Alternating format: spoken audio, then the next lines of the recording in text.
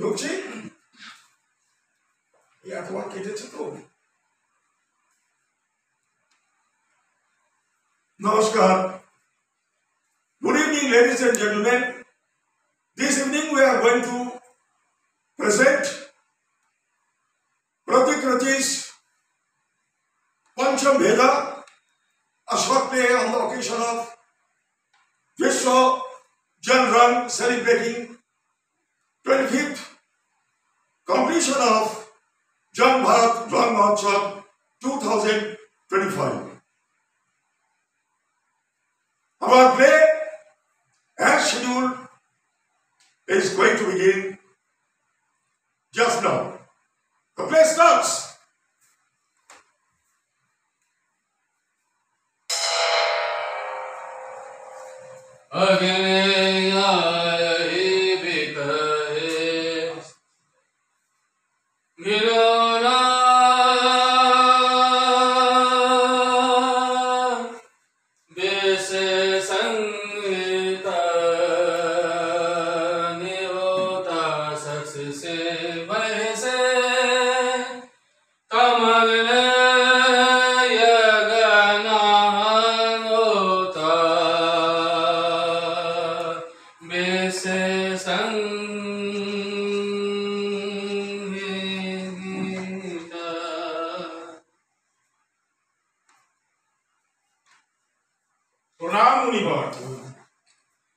সকলে কল্যাণ হোক। তারপর ঋষিগণ কি হেতু আপনাদের এই আশ্রমে আগমন? আচ্ছা মুনিবর, আমরা সকলেই জানি আপনি নাট্যশাস্ত্র রচনা করেন। তার মানে আপনাদের কিছু প্রশ্ন আছে, তাই তো? একদমই তাই। আসুন, আপনারা উপবেশন করুন, আমরা মুখোমুখি হই, তারপর আপনাদের প্রশ্ন শোনা যাবে। বসুন। হ্যাঁ, কি যেন বলছিলেন? বলছিলাম মুনিবর, আপনি তো নাট্যশাস্ত্র রচনা করেছেন, এটা আমরা সকলেই জানি, কিন্তু কেন করেছেন, কি উদ্দেশ্যে করেছেন, এই নিয়ে আমাদের সকলের মনেই বেশ প্রশ্ন আছে। তাই আমরা আজ আপনার কাছে এসেছি, আপনি যদি এই বিষয়ে আমাদের আলোকপাত করেন। খুবই খুবই গুরুত্বপূর্ণ মূল্যবান প্রশ্ন আপনাদের তরফ।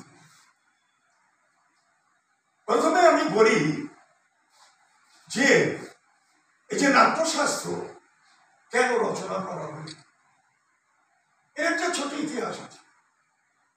দ্রাবণ যুগ, ত্রেতা, তার আগে ত্রেতা যুগে যখন চারিদিকে মনুষ্যকুল লোভ, লালসা, অনাচার, ভ্রষ্টাচার, অধর্ম এইসবের দ্বারা আকীর্ণ, তখনই বিপদ বুঝে একদিন দেবাদিদেব ইন্দ্র তিনি ছুটে এলেন আমাদের সৃষ্টিকর্তা ব্রহ্মার কাছে। এসে তিনি বললেন যে প্রভু, এখন একটা কিছু আপনি করুন, দেখছেন তো চারদিকে কিভাবে অধর্ম ছেয়ে গেছে, এ থেকে পরিত্রাণের একটা উপায়। তখন ব্রহ্মা বললেন, শুনি আপনার দিক থেকে কি ধরনের প্রস্তাব আপনি করছেন, চান ভেবেছেন? তখন দেবরাজ ইন্দ্র বলেন, যদি এমন একটা মাধ্যম তৈরি হয় যার মধ্য দিয়ে মানুষ দেখবে এবং শুনবে, এই দেখা শোনার কোন একটি মাধ্যম যদি তৈরি হয়, তাহলে সব থেকে ভালো মানুষ বুঝতে পারবে তারা কোন ভূমিকা করছে। তারপরে নাট্যশাস্ত্র রচনা হারল এবং সমাপ্ত। কারো প্রশ্ন আছে? কিন্তু গুরুদেব, অনেক বেদ আছে, তাহলে এই বেদের কি প্রয়োজন? এটিও একটি গুরুত্বপূর্ণ প্রশ্ন। আমাদের অনেক বেদ আছে, ঋগ্বেদ, সামবেদ, যজুর্বেদ, অথর্ববেদ, এবং প্রত্যেকটি বেদ মহামূল্যবান এক একখানা শাস্ত্র, জ্ঞানের খনি পারে এইগুলো সীমা পরিসীমা এবং জগৎ এবং মনুষ্যের যাবতীয় রহস্য উদ্ঘাটন করা আছে এই বেদগুলিতে এবং মানুষকে চালনা করার পথ দেখানো আছে। কিন্তু বেদ তো রচিত, লিখিত, তাকে পাঠ করা হয়, তা থেকে তো সবার পক্ষে বোঝা সম্ভব নয়। তাহলে ওই যে ইন্দ্র যেটা বলেছিলেন দেখা এবং শোনা, সেইখান থেকে এলো নাটক। যে নাটক তার একটা কাহিনী থাকে, তার অভিনয় হয়, মানুষ সহজেই সেই কাহিনী থেকে, সেই অভিনয় থেকে তাদের ত্রুটি, তাদের দোষ, তাদের সৎ পথে যাওয়ার নির্দেশ সবটাই তারা নাটক থেকে পেতে পারে। আর যেহেতু কাহিনী রচিত হয় সমাজ থেকে, সমাজের ঘটনাবলী থেকে, দোষগুণ থেকে, তাই নাটকে বলা হয় সমাজের দর্পণ। আর অভিনয়টা যেহেতু মানুষকে আকৃষ্ট করে, তাই এই অভিনয়ের আকর্ষণে মানুষ ছুটে যাবে, মানুষ উপভোগ করবে।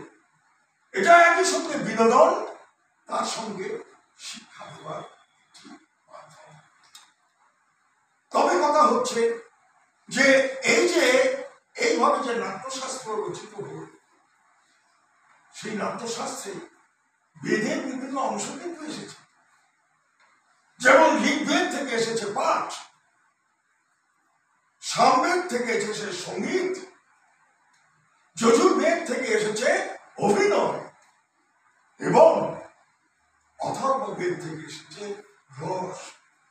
তারপরে এই সমস্ত উপকরণগুলোকে বন্ধন করে একটি শাস্ত্র যেটি লেখা হয়েছে সে হল নাট্যশাস্ত্র। আর এই নাট্যশাস্ত্রকে 4টি বেদে পরে বলা হয় পঞ্চম বেদ। বলো, এরপর তোমাদের কোনো প্রশ্ন? আচ্ছা গুরুদেব, এই পঞ্চম বেদ শুধুমাত্র কি দেবতাদেরই জন্য, আমাদের জন্য নয়? সকলের জন্য, সকলের জন্য। কথা হচ্ছে যে প্রথমে নাট্যশাস্ত্র রচিত হওয়ার পর এরকম একটা উদ্বেগ তৈরি হয়েছিল দানবদের মধ্যে, এবং তারা সেই উদ্বেগ নিয়ে ছুটে আসেন ব্রহ্মার কাছে, যে প্রভু একই অবিচার আমাদের উপর। নাট্যশাস্ত্র রচিত হলো, সেই অনুযায়ী অনুশীলন হচ্ছে, নাটক করছেন দেবতাগণ, সেখানে আমরা বঞ্চিত। আবার পিতা ব্রহ্মা স্মিত হেসে বলে, অপেক্ষা উত্তেজনা প্রশমিত, এটা কেবলমাত্র দেবতাদের জন্য নয়, দেবতাদের জন্য নয়, দেবতা ছাড়াও দানবকুল, রাক্ষসকুল, মনুষ্যকুল সকলের জন্য। শুধু তাই নয়, জাতি, ধর্ম, বর্ণ নির্বিশেষে সকলের জন্য। দেশ কালের সীমানা অতিক্রম করে সর্বত্র গ্রামী হল এই নাট্যশাস্ত্র, তা থেকে ফল লাভ করবে মানুষ। আর যেহেতু আমরা বিশ্বাস করি বসুধৈব কুটুম্বকম, এই মহান আদর্শে, যার অর্থ হলো এই পৃথিবী একটি পরিবার, আমরা সমগ্র পৃথিবী মিলিয়ে একটি পরিবার, তাই আমাদের দেশ থেকে যা রচিত হলো সেটা সবার। আর নাট্যশিল্পের সব থেকে বড় গুণ হলো যেটি এমন একটা শিল্প, ঠিক যেন আমাদের মনুষ্যকুলের শ্বাসের মতো, শ্বাস ছাড়া যেমন মানুষ বাঁচে না, তেমনি নাট্যশিল্প ছাড়া কোনো সমাজ বাঁচে না। তাই যে সমাজে নাট্যশিল্প নেই, নাট্যশিল্পের কদর নেই, সেই সমাজ হলো পশুর অধম। আশা করি তোমাদের যে প্রশ্ন ছিল আর যথাযথ উত্তর আমি দিতে পেরেছি এবং তোমরাও নিশ্চয়ই সন্তুষ্ট হয়েছ। হ্যাঁ গুরুদেব, আমরা বুঝতে পেরেছি। বললেন শুধু শেষ কথা বলি, সেটা হলো এই যে এদেশ আমার তোমার সবার, এই বিশ্ব গড়ি এসো আজ মনের মহিমায়, পাতেহ হোক নাট্যশাস্ত্র তোমার আমার সবার। তবে এসে বৎসগণ, আমার যদি কখনো কোনো প্রশ্ন লাগে আমার আশ্রমে স্বাগত।